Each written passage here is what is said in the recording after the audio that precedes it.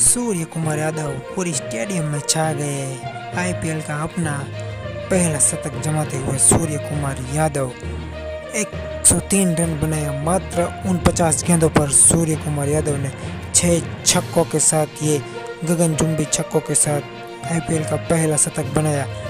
Gujarat Titan का एक भी बॉलर नहीं चला सूर्य कुमार यादव के सामने और 11 फोर के साथ सभी तरह फोर लगाने पूरे ग्राउंड में छा गए सूर्य कुमार यादव और उसके सामने रशीद खान भी नहीं चले।